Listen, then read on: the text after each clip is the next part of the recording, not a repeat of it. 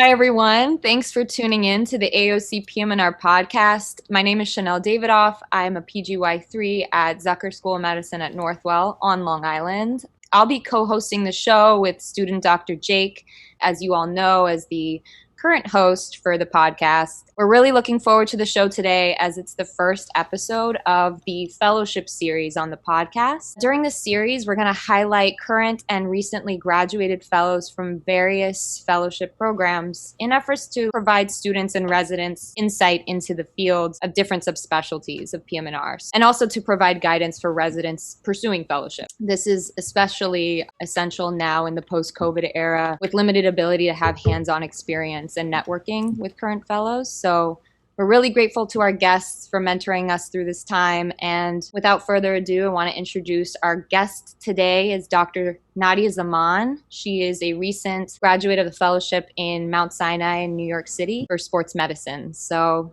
take it away, Dr. Zaman. Tell us a little bit about your background and how you got into PM&R. Sure. So hi, everyone. Nadia Zaman, as Dr. Davidoff said. So I am pretty much born and raised in Connecticut. I did my undergrad at the University of Connecticut. I was actually a biology and a history major. And then I took a gap year between college before I went to med school at New York Institute of Technology, College of Osteopathic Medicine. It used to be just NICOM. Now it's NIATCOM.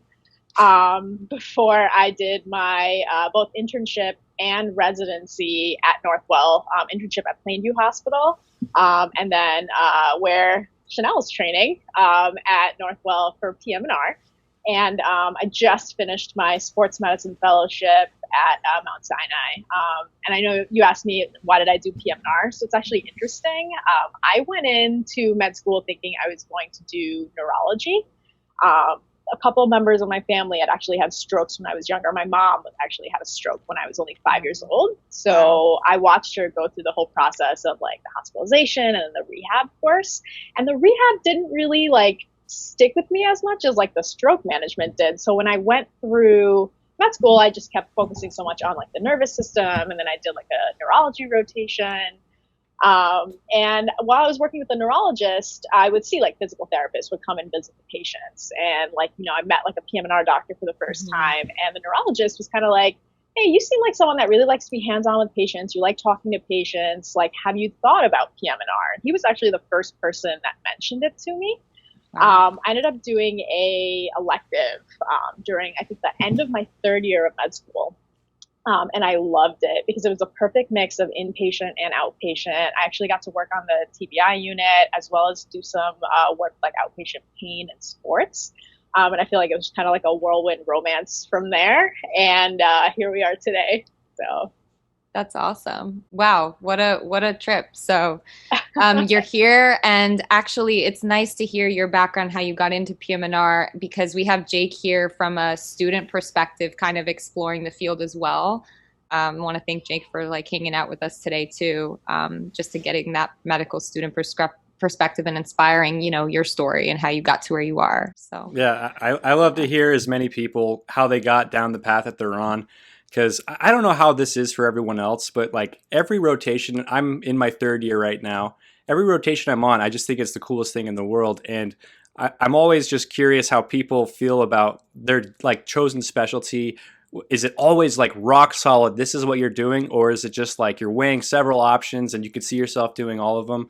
Because in my perspective, and I think a lot of medical students who'd be watching this podcast, there's just a lot of cool stuff out there. And it's really, you know, it's actually like a stressful decision to try to narrow it down to something. Like PM&R, I think, is so fascinating and interesting. And then everything else I'm doing is I'm just into what I'm learning about. And it's really hard to tell, like, is that normal? Or should I commit to something, as a pre-med and just know that's what it is? Or so it's really fascinating to see different processes on that. Was that like that for you, Dr. Zaman? Like you were thinking neurology? Were you, after your PM&R rotation, were you like locked into PM&R? It was like sureness in your heart, or was it like you're still like, I don't know, I could do a lot of stuff? What was that like? Yeah, no, that's actually a really good question. And I feel like that's something that most people struggle with. So one, I mean, as a med student, even as a college student, but as a med student in particular, it's great to be open-minded. I feel like I wanted to be a million and one things. At one point, I thought I wanted neurology. I thought I wanted to do like immunology, like pediatric oncology. And as you go through a lot of the rotations that you do, like you said, they're all really interesting and they're fascinating. And like, you know, every moment I still can recollect like all the crazy cool things that I got to do as a med student. But it always kind of also felt like, you know, this is really awesome, but like, I don't know if I can see myself doing this for my whole life. Like, it's really fun for 5 weeks or it's really fun for 10 weeks. But there were times where, you know, I questioned like, oh, maybe this isn't for me. Maybe this isn't for me. And for the longest time, I really did think neurology was going to be it. It really wasn't until I did that first elective rotation in PM&R. And then I actually ended up doing 2 other rotations at 2 other places, because one of the best pieces of advice that I got as a student was, you know, one rotation shouldn't be the reason why you choose to do something, because that place could just be really great people in that one specialty, or like just like a really great experience for you, versus like another place may just be like a terrible experience or not as good of an experience. So they really recommended, like, if you really are thinking of doing something, like, try to get to know people from different parts of the country, from different programs. And that really will give you a better feel for what the field is like, rather than just that one environment. Right. So that's actually what I ended up doing. I actually went to 3 different places. 2 of them were more in the New York City area, just because it was just easier to rotate there as a student with like no money. But one of the rotations that I did was actually out in the Midwest, and it was just a totally different area of the country, different vibe, right? Like, people are just so different in different parts of the country, but the PM&R family aspect was still so similar at all these programs. Like, everyone really cared about each other. Like, everyone really treated each other with respect. There was no such thing as like, oh, well, that's the senior resident, like, I can't approach them. You know, like, everyone was on the same level, whether they were a PGY1 versus a PGY4. And that's what really struck me really about PM&R, that it really does feel like a family. And then I would go to the conferences as a medical student, and it just felt like everybody knew everybody, and That's like so everybody true. liked everybody, you know? And like, I feel like it's grown even more now that we have the opportunity to like network online. Like, you get to know so many people through Twitter and Instagram and like online, like virtual, like lectures and like things like this, like on the podcast. And then you meet them in real life, and like, now you have, you know, not just your like PM&R colleagues and friends like at Northwell or at Mount Sinai, but like also like your whole PM&R family around the country. So I might be a little biased. Like, I feel like we're probably the most friendly and like familial of like all the different specialties, but like, obviously I'm also PM&R. So Yeah. Right. No, that makes sense. And I think you make a great point. I've heard this about PM&R a lot, that it is really like a very broad field, and you can have a very like radically different practice environment depending on inpatient, outpatient, or if you're in like sports medicine or like interventional spine. And so I think like, I'm planning on doing a rotations in PM&R, but I also know that like, that's not going to be in like a representative of some other type of PM&R practice setting. And so if I have a really awesome experience or a really negative experience, it's just like not to take it too seriously, because that's just how it is in that specific place. And it could be totally different in a different part of the country or a different inpatient, outpatient, and so on. So I think that's a really good point. Mm-hmm. Yeah, I attest to that too. Doing different electives in different PM&R programs, you know, you get a different experience. All around, I think PM&R has been a really, really great community to be a part of. So on that note, Dr. Zaman, what was residency like for you? And when was the moment that you decided that I want to do sports medicine? Because like you said, you have so many interests in many different fields. So tell us a little bit about that. Sure. So like I said, I did residency at Northwell here on Long Island, New York. A great experience. So it's, you know, it's an advanced program. So it was 3 years. So I was coming from a different hospital, having done internships. Obviously, the first few months of residency are like a little bit of a blur, because you're trying to learn different people. You're trying to get to know your own colleagues, but also like your attendings. You're trying to get to know like the different hospital systems. And part of our residency was really like different parts of your education happen at different places. So like, we do inpatient in some places, outpatient in other places. But overall, I would say it was a great experience. Like, I feel like a lot of what I took as a medical student about PM&R is kind of what I got as a resident. So it felt like a family. It's a smaller program. We're only, 4 residents a year. So you really get to know your colleagues, like their kids, their spouses. Like, you go to happy hours with them. You even get to know, like the staff in a lot of the hospitals. Like, our inpatient hospital was a relatively smaller hospital where, majority of the beds are rehab, but there are like some medicine people there. So, you really got a chance to sort of get to know the people you were working with as more than just like people that you're working with. So I feel like that aspect of residency can be really important, because residency is hard, and it doesn't matter what you do. PM&R has had the reputation of being like, right, plenty of money and relaxation. I don't think that's the case by any means anymore. I think we work quite hard, and as you guys both, I'm sure, have seen, patients are getting more and more complex and sick. So residency, no matter what you do it in, is a hard experience. So having the collegiality, having people you can go to after a stressful time, going to PM&R, you don't expect to see people pass away. And one of my very, very last calls as a PM&R resident, actually a patient passed away after a code. And I still remember thinking, like, this is my second to last call, and we made it through all of residency, and we were doing so good, you know, and like doing what we always think we're going to do in PM&R, keeping people alive, making people better, like improving their quality of life. But unfortunately, this gentleman was just too sick. But it would have been a hard thing to get through if I had to get through it on my own. But that very same day, like, my mentor during residency, like, called me and was like, hey, like, I heard something happen. Like, do you want to talk about it? Or do you want to talk about something else? Like, do you want to just talk? And like, my like co-senior colleagues, did the same thing. And they reached out and they were like, I had a similar experience, and like, I'm happy to, discuss like what's happened. So I would say, like, overall, like, residency was a great experience. For those reasons. In terms of when I figured out that I wanted to do sports, I would say probably like halfway through PGY2. I came into PGY2 thinking I wanted to do either brain injury or sports. And a lot of it was because I was really interested in some of like the stuff going on with concussions.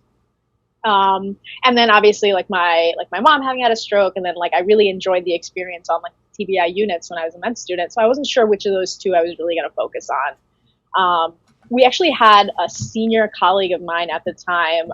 She's actually now an attending over at Mount Sinai, who was also interested in sports, and she kind of introduced me to some of the people that were available at Northwell that you could sort of shadow and kind of get involved with. And then we had just recently added a primary care sports physician to the staff through the orthopedics.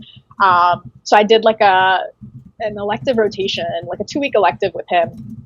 And I feel like that just sort of solidified the deal for me, because I got a chance to sort of like go and do a football game coverage with him.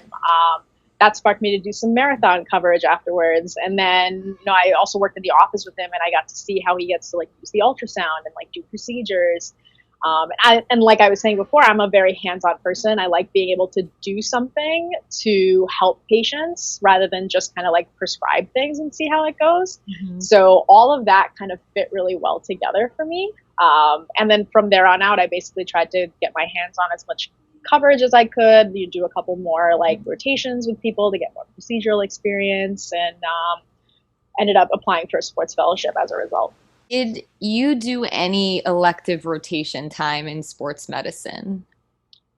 Yeah, I did. So I actually did 3 2-weekers. Mm-hmm. And actually 2 of them were in sports medicine proper, so like ACGME accredited programs. And one actually was in a sports and spine fellowship program, just to try to get an idea of like what the differences were. How do you determine? That everyone asks. So this is a question that I feel like a lot of people wonder, especially kind of, what are the differences between the two? The most common thing that people know, obviously, is that one is accredited and the other one isn't, right? So sports and spine, or some places go by like musculoskeletal fellowship. There's a couple that are like occupational health fellowships. So those are all kind of like those like non-accredited type programs. And then you have like ACGM accredited sports medicine. And those actually fall under the category of primary care sports medicine. So there's like programs that are from PM&R departments, but some of them are partnered with like family medicine departments or emergency medicine. Like the one at Mount Sinai, we're partnered with the emergency medicine department.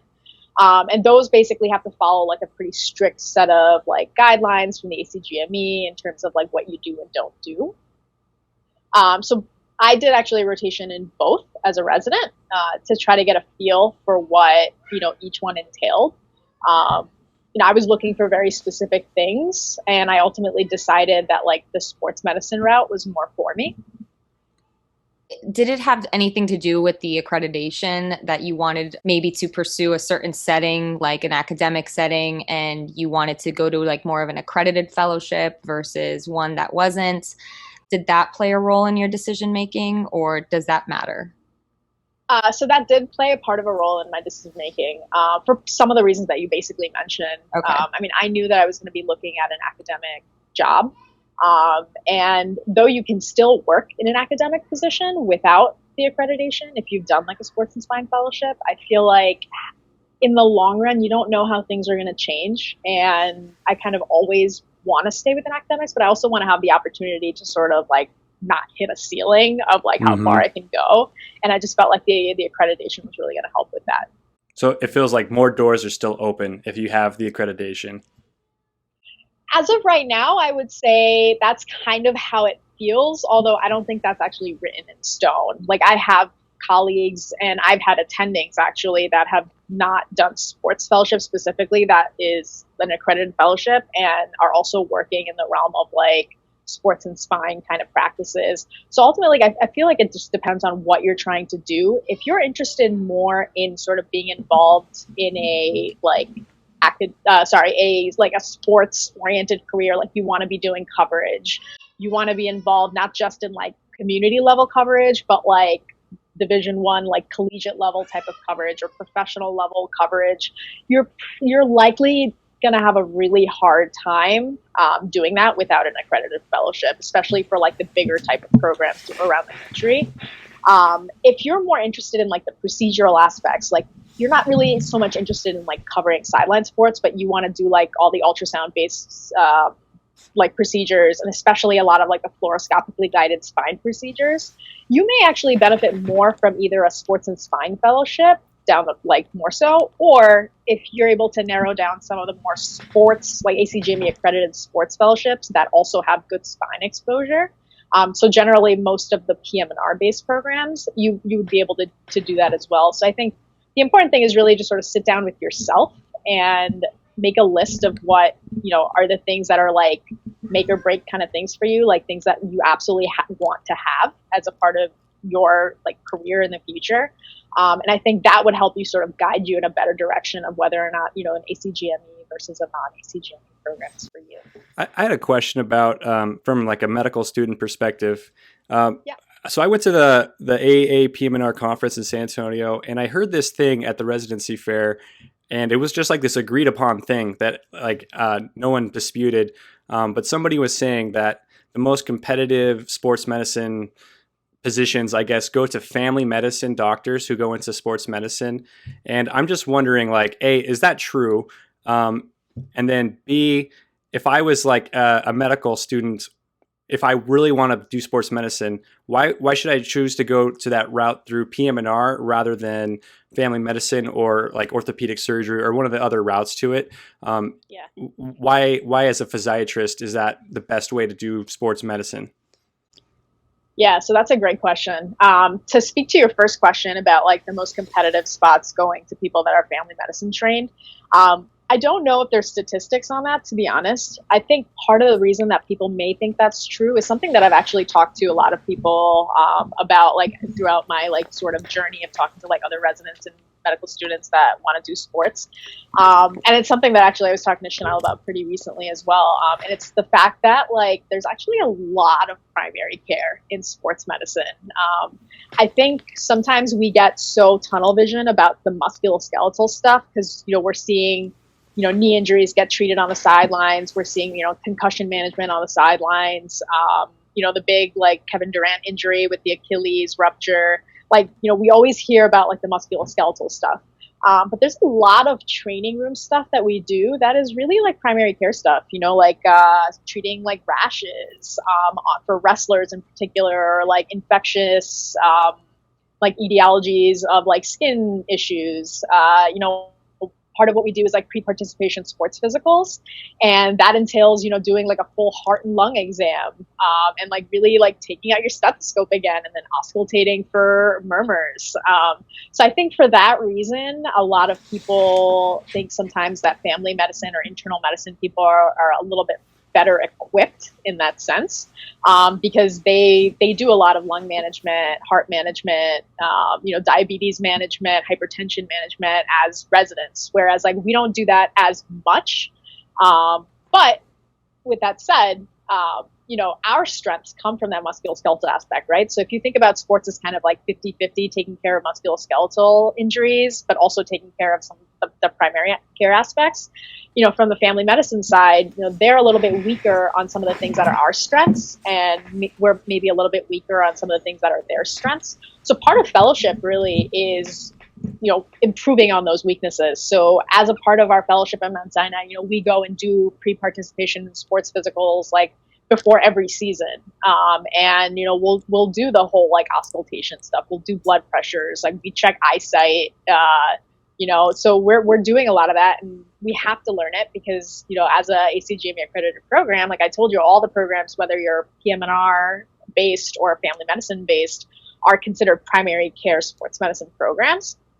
So, by the end of your fellowship, you get pretty much as much or like as strong is in all of these things as everyone should be as a sports physician. So I don't think that you're lacking coming from a different background just because you haven't done primary care for 3 years. In terms of why I think PM&R, having a background in PM&R really helps, I think during our residency, we are already treating a lot of these musculoskeletal injuries. We're already learning how to use ultrasound. When I interviewed for fellowships, I had already done more ultrasound than a lot of the residents that were, interviewing with me that were like more like primary care residents. So a lot of the programs would say, we start on day one with like, how do you hold a probe? And I was like, oh God, like I did that 2 years ago. So I think, like I said, different programs will have the different angle of primary care versus coming from PM&R are going to have their different strengths, but ultimately you're all going to end up in the same place. Okay, great. Yeah, that makes a lot of really sense. Really good to know. Yeah. I'm really glad you asked that question, Jake, because I feel like not only from a medical student perspective of deciding which route to take, PM&R, family medicine to get to sports, but even as a resident, I was talking to you, Dr. Zaman, about if you're interested in sports, like what does that mean being interested in sports medicine? It's not just the ultrasound, the procedures, it's being a primary care physician for athletes. And that's so much more involved. You forget that entails a little bit of medicine, getting your stethoscope out again. And I feel like being in the PM&R world, you are just thinking about sports as sideline coverage and acute injuries, but it is so much more than that. So I'm really glad you touched upon that and clarified it. Give us like kind of a general timeline residents should expect for applying for sports. Sure. So do you mean like in terms of like when you should already be doing some of like coverage and things like that, or a little just bit of that? application? When should you have some experience in? When should you expect to be starting on applications and kind of that timeline? Yeah. Okay. So in terms of like trying to figure out whether sports is for you and like getting some of the coverage in, I would say focus on two things. One is longevity. They like to see longevity of coverage. So, don't just do coverage like for a couple months right before the applications. That really doesn't show like a commitment to sports. The earlier you start, the better it is. But I like to say that no time is ever too late. So like if I was fortunate enough to sort of discover that I liked it early enough in my PGY 2 year that I had most of my PGY 3, some of my PGY 2, and the first part of my PGY 4 year to do a lot of different things. You may find yourself at the end of your PGY 3 year kind of like, hey, maybe I like this. I still don't think it's so late that you can't do things to still show that you're interested. But obviously the earlier you start, the better. So longevity is great. And then the other thing is a variety. So like, don't just focus on the sport that you love or like the sport that you grew up playing as like the only type of coverage that you do. It's great that it shows passion, that you love this particular sport and that you think your future career is going to entail you covering just that sport, but during your fellowship, like you're not going to be covering just that sport. So find different types of activities, do a little team-based sports coverage, do a little endurance kind of sports coverage. So like when I was a resident, I covered some football, high school football. I also went to like the sidelines for a couple wrestling matches. I covered the marathon as well as a couple like triathlons.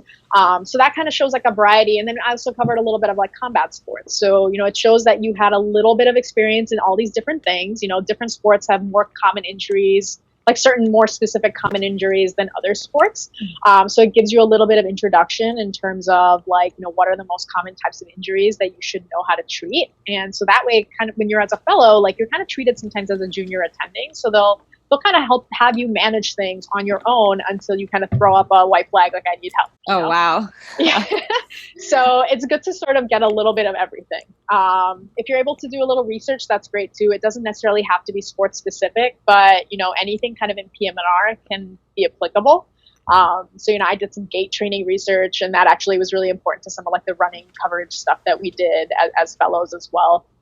And then in terms of like the application itself, so the sports application timeline is like forever long. Like you feel like you start at the same time as everybody else, but everybody else finishes, and then you still have a month before you actually finish. But the applications I think open like sometime in July or like late June, early July. And so that's the ERAS. So you basically like you go through the whole process of filling in like all the information from your CV into the application. And you can start your PGY 3-year or 4-year. This is kind of like right as your PGY 4-year is starting. Okay. So right around like July of PGY 4. So you kind of fill in the application. You can start sending it out to programs as early as I believe August, but interviews don't generally start until like October. So you're kind of just waiting around at that point. So that's why I said like even like towards, so that's why I was saying even towards the end of your PGY 3, it's still not too late for you to be able to still do coverage events, because the fall tends to be really the most like heavy sports season during the year anyway. And then you start to get interviews like around October and November, and some kind of go into like early December, but the match generally happens in January. So it's actually, I think, the last match of all the PM&R matches to send out results essentially. So the whole process is, it sounds, I think, about 6 months long from the moment the application's open to like the day that you actually like open up. I forget what like the program is called now because it's been a while, but like you open it and you can see like where you're going to go. In terms of interviews, so if you're applying to like, like I was saying, there's PM&R specific programs, and then there's like the full gambit of like the primary care ones. So I think there's only about 18 or 19 PM&R programs in the country. Not all of them take people actually every year. And there's a couple, I think the one in University of Puerto Rico, for example, you actually have to take a required Spanish exam. And show like proficiency in Spanish in order to do that one. So for some people, there's only going to be like 17 programs that they can apply to. For some people, there's like 18 or 19 programs. In terms of the full range, if you're applying to some of the primary care programs, I think there's over like 150 programs in the country. And each program takes anywhere from like one being the least to up to like, I think the largest program in the country is like seven fellows. So you apply to wherever you apply to, and then generally the PM&R ones, I think, interview a little bit earlier than the primary care ones. And then it's just kind of like the match from there. Dr. Zaman, I was going to ask you too, you talked about like, you should like be prepared to practice in all sports settings, not just like what you're interested in or what you did. And I was just curious, what sports are you interested in? And were you an athlete growing up? Are you currently an athlete? What do you do for fun, and what sports are you drawn to? And is that something that you can like reasonably expect to practice in a setting? Like if I was huge on football, how competitive is it to be like a football centered sports physician? Or should I just always be prepared to, have like a very broad practice? Yeah, that's a great question as well. So I love sports my whole life. I did grow up playing sports. I played a wide range of different things. I played some volleyball, I played some soccer. I actually learned how to swim like relatively late in life compared to a lot of people, but it's like been one of my passions ever since I have. I recently actually just picked up learning how to play tennis. So like I'm always constantly looking for new ways to sort of like learn new sports all the time. So with that said, like a lot of coverage, and also I also like to run as well, which is also a more recent discovery. I used to always think I hated running until recently.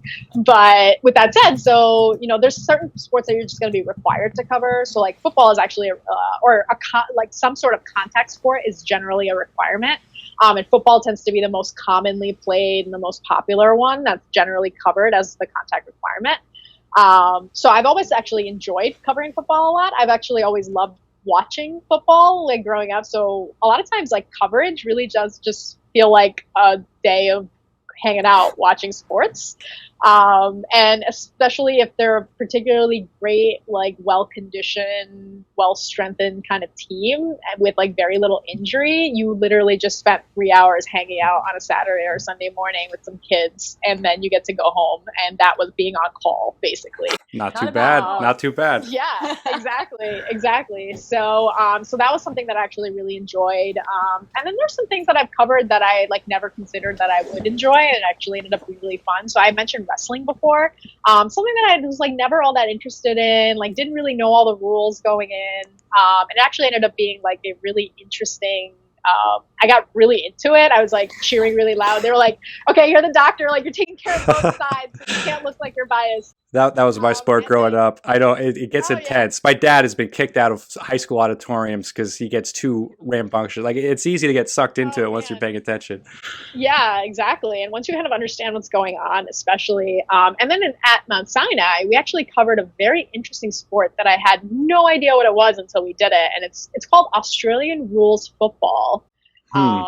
So basically, tell us it's about like, that. Yeah, so it's I'm going to say this, and then like people that play Australian rules football are going to be so pissed after they hear this. But like, it's similar to rugby in the sense that it's a very contact level sport. But if you imagine like a cross between like American football and rugby, but with no like protective gear, that's Australian rules football. It's like a huge field, and they can only hold the ball for a certain number of meters before they have to throw it. You can tackle people as they're holding the ball, and the whole idea is to like try to score to get points, right?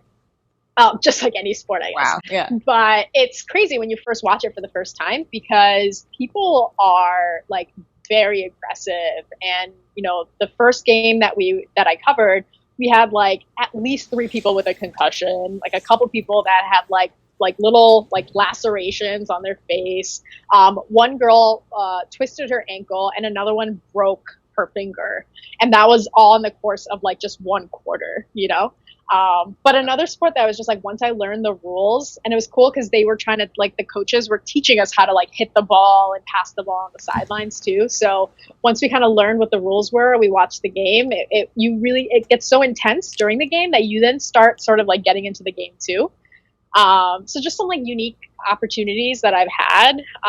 Now in terms of like, if you're really interested in a sport and that's the sport that you want to cover, like in your career, some sports are probably going to be a little bit harder than others. I think the level of sport may actually be more important than the actual sport itself. So a lot of, programs that don't have very robust, sports exposure, or like parts of the country where it's just like so saturated with like sports positions versus the number of sports that are available, you're probably not going to graduate from, a sports medicine fellowship and then become like the head team doctor for the New York Yankees. Like there's already someone that's been doing this for like 15 years or something that, has like years of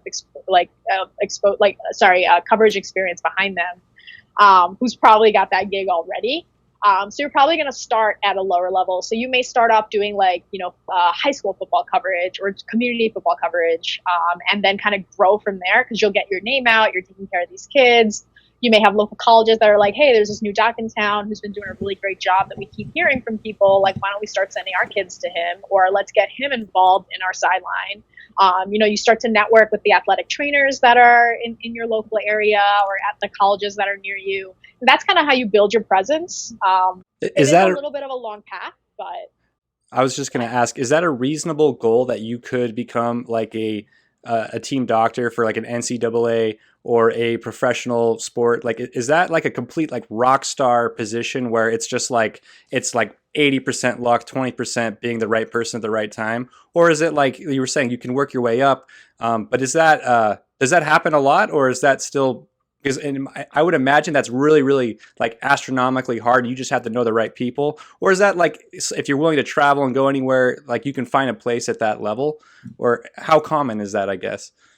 Yeah, so I think it's probably a mix of both of those things. So networking is huge, right? Because, the more people you get to know, the more people you meet, you kind of spread your tentacles a little bit, and you may all of a sudden, be at the same conference as the head team physician for like the University of Michigan football team, or like the, New York Yankees or whatever it is. And they may really like you, and they may invite you to come hang out with them on the sideline if they get like, clearance from their like, respective like higher ups. And that might be like one way that you can get into it. Most of the time, and for most people, it's going to be harder to get into like the professional level unless you had a lot of exposure to that or just know the right people. A lot of it is going to be working your way up and, getting to, from, a more local level to hopefully to a collegiate level. Sometimes you may start at like a Division 3 and then work your way up to a 2 and then a 1. You may just luck out and get a position that's already a Division 1, but it may not be a Division 1 that's like, nationally recognized yet. One of the jobs that I actually applied to was going to be for a job working with a group of physicians that are considered like team physicians for a Division 1 school. But it wasn't a Division 1 school that was like, part of like one like huge like program in the country, but it was a Division 1 school. So like obviously being, on a Division 1 coverage, group might open up a few more doors for you than like, covering, a local high school or something. But if the sports coverage stuff is more important for you then, or is like kind of outweighs like some of the other things that are part of like the sports career, then you may want to take a job that, starts, maybe at a lesser known, but still like a really high up, more competitive school. And then, that like that may open the doors for you to get to like a professional level or even to a better like Division 1 level. For me, I actually ended up going to I'm actually taking a job at a place that's actually a Division 3 because I love the sports coverage stuff. But I also just really like the area that the practice is in and the way that they're going to let me build the practice, and the practice aspect of it was really more important to me than like the fact that I want to like cover the Red Sox or something one day. Right, yeah. So Dream I think big. ultimately, yeah. And you never know, like I may still make it there, but like that wasn't like the highest priority on my list. Yeah, and it sounds like from what you're telling us, even when you graduate fellowship and you start a job, it's you're still growing, opening another door and eventually getting to a place you want to be. So it sounds like it's very dynamic, and it's not just like you're going to be there for the rest of your life. It sounds like every job is another step to where you want to be. That's really sure. a neat quality about sports medicine, is there's always room to grow. Tell us about your fellowship experience at Mount Sinai. What was the best thing about being there and training in New York City? And what was the most challenging thing as well? Sure. So Mount Sinai was actually my number one choice. It was actually a place. So one of my electives that I did was at Mount Sinai, and I just loved everybody that I met there. It was a 2-week experience, and I just got to do so many different things throughout that entire like 10 days that it just felt like really like a great fit for me. The year was basically an expansion of that. I would say, some of the best things. One is having co-fellows. So a lot of sports programs, although this is transitioning now, but a lot of sports programs were sometimes only one fellow. And while it's kind of cool to be like the hot shot, like I feel like you don't have someone to like share the experience with, or if you have questions, like the only other person you can ask is your attendings. Sure. So it's really nice to have co-fellows. And I actually had 3 other co-fellows because there was 4 of us. And we just are like a tiny little family. I miss them like every day. I wanted to put all 3 of them into my pocket and take them to my job with me. Like it was just so phenomenal of a year, and I think a lot of it was because I had them with me. The other thing that I like about our program was that it's very multidisciplinary. So it's like I said, we have a partnership with the emergency medicine department. So we had attendings from PM&R, from emergency medicine, from orthopedics. We work with different people pretty much like every week. We were working with at least an average of 3 to 4 different attendings at any given time. It was a really great wide range of exposure. And the other great strength of it was like, it was the best kind of best of both worlds in terms of sports and spine. And it was ACGME accredited. So they meet all the requirements of what you have to do to become a good sports physician. But you also get this added benefit of just getting great like spine experience. You learn all the fluoro guided like spine injections. And that was huge for jobs. Like, you know, a lot of jobs are looking for sports people, but if they can get someone who's a sports physiatrist and a spine physiatrist in one person, you're going to be incredibly marketable out there. Oh, whoa. So is it a sports medicine fellowship, like ACGME accredited, but it's not like, it doesn't present itself as a sports and spine, but you're saying you do get the spine training while you're there. Like, and if you feel comfortable with those procedures, you can do them. And you're saying like you get enough of that training. That's awesome. That's awesome. Yeah. So a lot of the PM&R sports fellowships actually at one point started as sports and spine fellowships, because sports as an ACGME accredited fellowship is relatively new. It's really only been around, I want to say, in the last 5 to 10 years. Before that, most of them were not accredited. A lot of people that are like sports boarded and are like, at least like 10 years out of practice, generally either were grandfathered in because they did a sports and spine fellowship, or they had enough sports knowledge to be able to take the exam. You know, the whole ACGME thing is very new. So Mount Sinai was one of those. It was a sports and spine fellowship actually before it became an accredited sports fellowship. So that's why we still have kind of the best of both worlds there. And I feel like that was one of the reasons why I really liked it a lot, because not only was I going to get, you know, the aspects of sports that I love, but I was also going to have this whole other skill set. And they really do dedicate a good amount of time to teaching spine. It isn't kind of like they advertise that there's spine available and then, you know, you do only a little bit, you don't feel comfortable by the end. All 4 of us by the end got very good at what we were learning. And one of my co-fellows is an emergency medicine physician. So like he had never done spine during his residency, and he was like a rock star by the end as well. In terms of challenges during fellowship, so obviously like the biggest challenge this year was like COVID-19, right? So like COVID-19 literally shut down the city of New York City. Yep. And also shut down Mount Sinai health system. And at one point, there was about a week and a half where we were at home doing digitally like conferencing with patients, calling them to see how they're doing, refilling medications over the phone, like trying to triage like how bad their pain is, whether it's really worth it for them to like go into the ED versus like staying at home. And then we basically got a call from our like vice chairman, who's basically like, all right, guys, they need help. Like physicians in the ICU and the floors are like burning out and they need our help. And like, they called the sports medicine fellows in. Yeah, and there we were. We were walking in like Ghostbusters. Wow. And what was that like? Did you feel like ready to roll, or was that terrifying? How did you feel about that? Yeah, it was terrifying up until you actually started doing it, I think. Because all you would see on the news is how many people were dying and like how many healthcare providers were getting sick.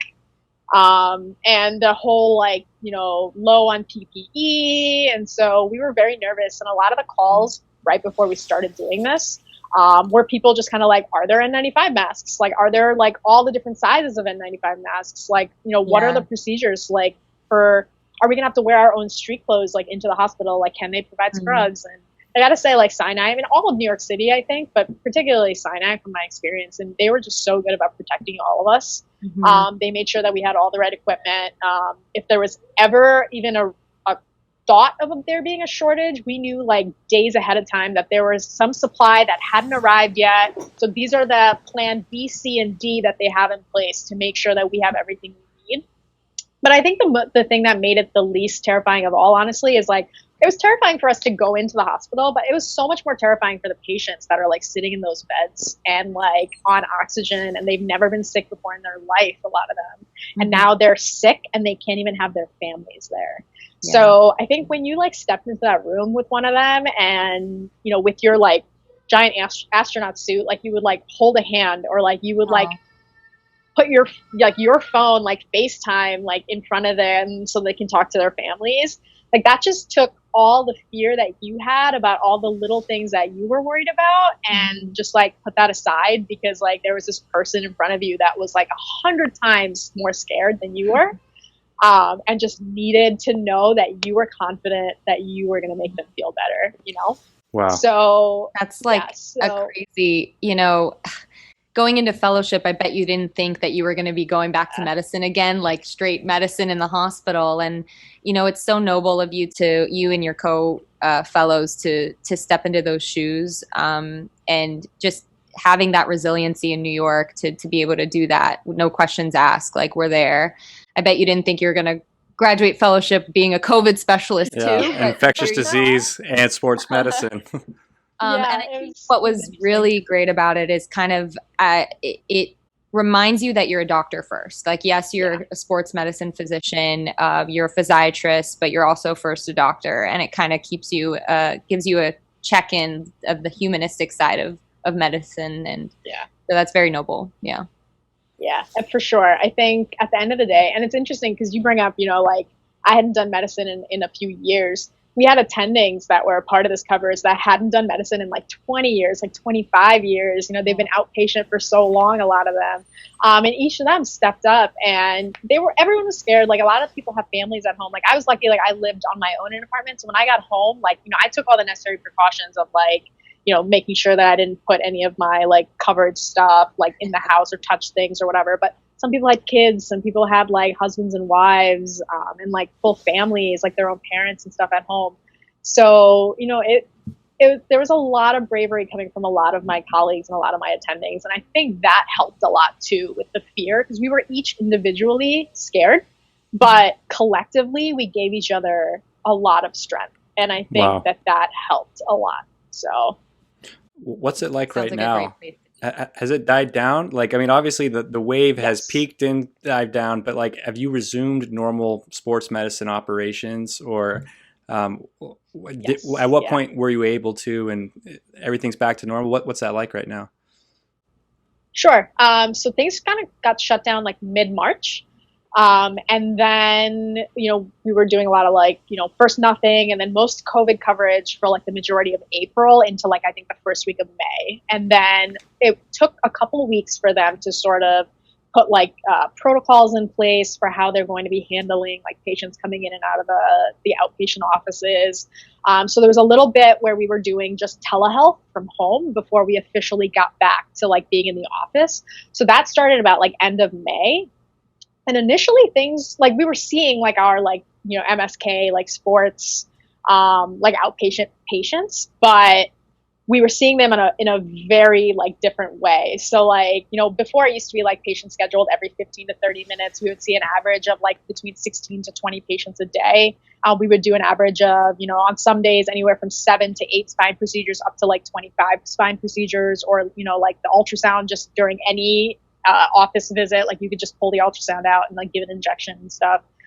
We didn't worry so much about, like, all these infection protocols, right? I mean, obviously there's always a risk of infection with any kind of procedure, but it was, like, the same kind of risk, like the whole, like, 1 in 250,000 chance kind of risk that we always talked about. Right. But now with COVID kind of in the mix of things, it became like, we only saw a patient every, like, hour in person, and then we would have, like, a couple video visits in between. The office felt empty because they would only have, only a couple physicians in the office, a couple MAs, 1 or 2 secretaries, versus, like, our regular group, which was, like, at least 50% larger. And then patients were having to wait a little bit longer because we were only doing, a 1 procedure every hour versus, like, 2 or 3 every hour. So things were a little closer to normal, but still a little bit weird when we first started. I think by now, like, we've started to sort of get a little bit more into the regular mix of things, of, like, having, a few more patients per hour. They're still doing a lot of deep cleaning in between patients and things, obviously. But, and we're still offering, like, a lot of telehealth, which is great. It's, like, this new thing that's really helpful for a lot of patients. And we found that, this is something that can be used long term. So in some ways, it's like we're kind of back to normal in the new normal. Exactly. It's a new normal. I like that. And in some ways, the new normal has some positives than the old normal. So like, maybe we just needed a pandemic to show us that we can move forward and just rattle the cages and make the system more efficient or something. So telehealth stuff sounds like that's going to stick around for a bit, or is it permanent, you think? I think that it's going to be, at least for a while, it may even become permanent. It's actually really helpful for a lot of patients. There are some patients value. It has its place. I think there's a lot of patients that we would have come to the office for even like a renewal of a prescription or something, because, you know, you want to see that the patient is improving, but over the phone, it's hard to do, right? But now it's like you can do some of those kind of things like over a video visit. Like you can have patients do a fairly modified, but still pretty comprehensive like physical exam over the video. You can do like simple medication renewals over video. I think it kind of increases your reach for patients too. Like you're not just kind of bound to, you know, your local area. We have a couple of physicians that see patients in the New Jersey and Connecticut area as well. So I think that lets you kind of expand your practice a little bit too. So I think it has its merits. But there's obviously limitations. Like there's some things that are just so hard to like. I've learned like so many different ways to try to tell a patient how to do like different maneuvers, or like try to talk them through like a Sperling maneuver, and it's just like so funny sometimes. Can you show us? Can you give us an example? Like, it'd be so crazy because it's like I feel like I'm being very clear of like what I want them to do, and they were doing something like the opposite. Like I would try to explain to them like, okay, I want you to sit, and I want you to take like your head, and I want you to like extend your neck back so you're looking up at the sky, and then I want you to like like bring your ear to your shoulder, and then I want you to like turn like you're gonna look over your shoulder to look behind you, right? What am I looking at over my shoulder? Like how far? And this is like probably the most successful explanation that I had for people. Like there were a couple times where I thought I was giving the right directions, and like people were doing like all kinds of like weird like these kind of things, or like I don't know, just a lot of things where I was like, oh, I guess I wasn't describing what I wanted you to do. Specificity probably went down there a little bit. Yeah. So. Yeah. But overall, it's like it kind of made you, you know, you had to learn how to communicate, you know, so kind of challenged you in that way. And I think education became really important, because it was like, you know, you couldn't just give a handout to a patient in the office, right? Oh, so like you had to like really be able to sort of explain in relatively easy terms like what you thought was going on. And like some diagnoses are not easy to explain without models and things like to show, you know. We would be holding things up really close to the screen to try to show people. But yeah, no, I think overall, like it really taught you, how you say things can change how people interpret them, in terms of like exams and stuff, right? But also like, you know, learning how to really explain diagnoses well, so that you can try to really educate the patients the best you can, considering you can't touch them and you can't point stuff. So yeah, it probably makes you like a more effective communicator. Like you have to practice things, and I just imagine you probably have like a way more economy of words when explaining things, and I imagine that's got to help you a lot in general, right? Like you're just probably really good at explaining stuff. Yeah, and I was one of those people that thought I was really good at explaining stuff already before. So when I started realizing that like I was it humbled you. I was not getting like the response that I thought I was going to get. Like, it definitely was like eye-opening to be like, wow, like you might think that, you know, like you're doing a really good job. And like sometimes patients just want to say yes to make you think that they get it, and they may not get it. That's what I do. Were, like, I just nod and I'm like, yeah, I follow. So, yeah, so that's why it's like, you know, patients will do that sometimes because they want to seem polite, but they don't necessarily get 100% of what you're trying to get to them. So like those were like visual reminders to me of like, hey, I'm not getting my message across. So that was a good lesson. And I feel like overall, like even if telemedicine, you know, now it's not becoming as prominent in practice because now we are able to see patients in the office, but I think that we can carry over a lot of those like communication things that we learned into our practices even in person now. So I think it's like if sports medicine can do it and adapt to telemedicine, I think any specialty can do it, because that you know the argument is like you lose that sense of touch, that sense of like I really need to examine you manually. I need to feel the tissues. I need to feel like how things are moving, because that's how you train to do, you know, for the past few years, and it's just very challenging. But like you said, I think it has its place, and I think, you know, it definitely maybe helps people in terms of following up and, you know, for simple things or even screening to see if they need to come into the office. and see kind of the urgency of that through telehealth. So yeah. The other cool thing actually for sports was we could actually get people on their treadmills and their stationary bikes at home. Wow. Yeah. So that was really great because we were able to do like seat setup for the stationary bike and like see their posture as they're doing. So those are some of like the added positive aspects of it, because in the office, like we don't necessarily have, like an erg machine or to like see a their home bike or something. Yeah, like you're doing it all wrong. Like you have to do it like this, right. And then it's like now you're actually helping them in a way you never could before. Right, exactly. So that was one of the things that was actually really cool. That is a positive.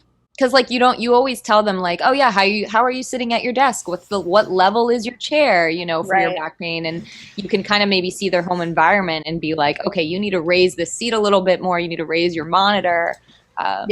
Stuff like that. So yeah. And I guess we could talk about like kind of, you told us a little bit about where you're off to next. You're going to Boston. Tell us about, what you're going to be doing there and what are your overall like aspirations for your career, how as far as that may go. Yeah. Sure. So I'm actually right now in between like finishing fellowship and starting a job. So I actually start in September. And I'm going to Boston. I'm actually going up to Tufts University School of Medicine and the Tufts Medical Center. So I'm actually going to be their like first non-surgical sports physician awesome. that they've had essentially. So I'm very excited.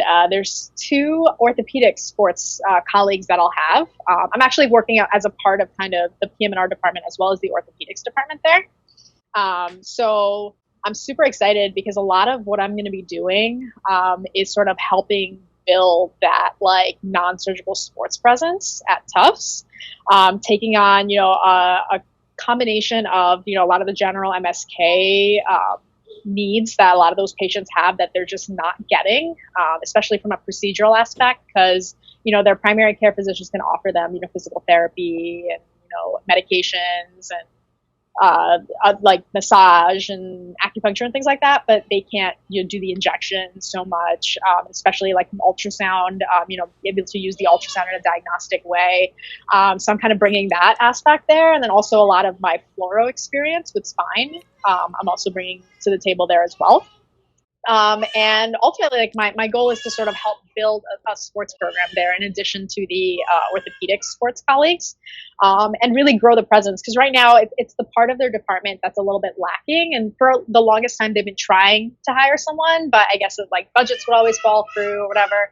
I like to think that it's because there was some higher power out there that was saving that job for me for years. Said, here I am and I'm ready. So just like the plan. Yeah. Yeah, exactly. So, and, I had a couple different jobs. I was between places that already had sports things in place. And, you were going to be joining like a wide range of colleagues and, being a part of a team versus like building something from the ground up. And I'm someone that likes to build and like, I'm like super motivated when it comes to like, hey, like, there's this new idea that I have, like, how do we make it happen? I love making things happen. So I just feel like it was just such a great fit. In terms of career, and obviously it's academic, I'm going to be working with like the residents there. They have hopes of potentially starting a sports fellowship there one day. So just a lot of ways that I can be involved academically as well, which I'm very excited about. And ultimately, like my goals. So I used to always talk about this with like my mentor, and Dr. Stein actually at Northwell was like my unofficial mentor in a lot of ways, because he always would give me a lot of advice. Yeah. But I used to always tell everyone that would ask me, why do you want to do academics? There's a little, statistic is that there's so few women who go into academics, and then there's even fewer women that make it to the top of academics. And like when you look at like how many people are like assistant versus associate versus like full professors, like the number just gets smaller and smaller as you go. I like my biggest aspiration is to make it to full professor level. So, I love everything about academics. I think not only is there a way to give in academics where you can teach, but like there's so many things that you can take from academics. You're always going to be up to date on all the current things that are happening in your own field. You're going to have a hand in putting a lot of those things together, right? And sports is a field that is forever changing. Spine is a field that's forever changing. So I feel like there's a lot of really great, exciting things that we can do. as these like new physicians that are entering these realms. And a lot of it is going to be happening in the academic sphere. So like, getting in there now and sort of starting something from the bottom up and, keeping those networks that I have all around the country with, all the sports and spine kind of people that I know. I feel like there's so much potential for growth, and that's always been kind of what I'm about. Like I love just constantly like reinventing and adding to who I am. So that's kind of where I see myself. Hopefully you'll see me as like a full professor somewhere one day. So. Don't forget the little people. Yeah. Okay. You guys are going to be right there with me. I'm not even worried. Jake, do you have anything else from any kind of thing from your perspective that you want to ask? I should have asked this earlier. This is like, it's about New York City. So like my wife and I, we're like poor country folk, flyover country. And we're like looking at like, where do we want to go for residency? We're like, New York City. That sounds awesome. And we're like, dazzled by it's the Big Apple and all this stuff. And then whenever we tell that to people, they're just like, you'll never fit in there. You're too nice for that. They'll eat you up. It'll just never work out. It'll be too expensive. You can't raise your kids there. It's what are you thinking? And like, these are people who are not New Yorkers. And I'm just curious. I'm kind of like fishing for an answer here where you guys tell me it's awesome and it's doable and everything works out. But like, what's it like living in New York? So it's going to be smaller than probably what you're used to. Ultimately, I mean, so I went to med school and I did residency kind of like in the New York City area. Like I was mostly on Long Island. And then I did my fellowship year, like really like in New York City. But I'd like to think that over the last like 9 years, I guess, I've been pretty much like within the realm of the city. Right. And I feel like it's been a great experience. I mean, I would think the biggest plug for training in New York, like, yes, it's hard. Yes, it's going to be smaller, in space versus like kind of maybe if you're used to like a bigger home in terms of bang for your buck for like real estate. Yes, it's going to be busy. Traffic is going to make you want to pull your hair out. You're going to listen to a lot of podcasts on your drive. But the biggest positive for training in New York is like, I just feel like it's just so hard to find a more dynamic and diverse environment anywhere else in the country. You're going to be seeing so many different kinds of pathologies, so many different kinds of people, from so many different kind of countries, so many different language exposures. You're going to run into barriers that you probably wouldn't run into anywhere else. So like, you're going to learn to overcome a lot of things, work with a lot of different kinds of people to overcome barriers to help your patients. And I think all of that ultimately is just going to make you a better physician, and a better like self-sufficient physician, because you're going to know how to solve a lot of these problems for your patients without needing the help of 1,000 people, because you've been through it before. I think it's going to make you really desirable to go anywhere afterwards. I mean, I applied to jobs kind of all over the country, and a lot of places were like, oh, like you trained in New York. And I was like, yeah. And they would always have this like little thing about them, like in their heads, they're already putting together like what that means. Like, yo, you got some edge to you. Yeah. Okay. If you could make it there, you can make it anywhere.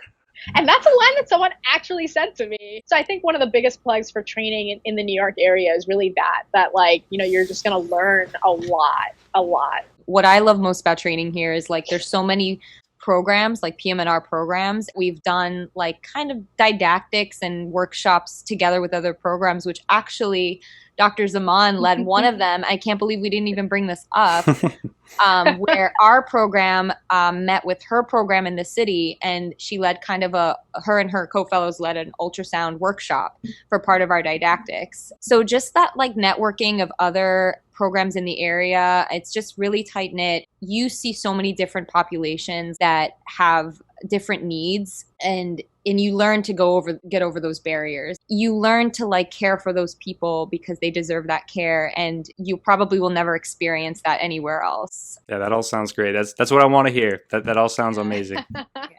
Well, we want to thank you so much for being on the show. It's definitely super insightful, super helpful. Thank you for taking time out of your day to chat with us. For all our listeners, how can they reach out to you? How can they follow you? Sure. So anyone that's interested in learning more about PM&R or sports, or just have general questions or have recommendations for food in Boston, you can reach me. So I am on Twitter. It's just at Dr. Zaman. And you can reach me my email too. So it's Zaman, ZAMAN .Nadia, NADIA @gmail.com. Awesome. And that's about the time we have. So thanks for listening, guys. More episodes on the fellowship series. We're happy to continue this. And thank you again. Thank you for having me. Thanks.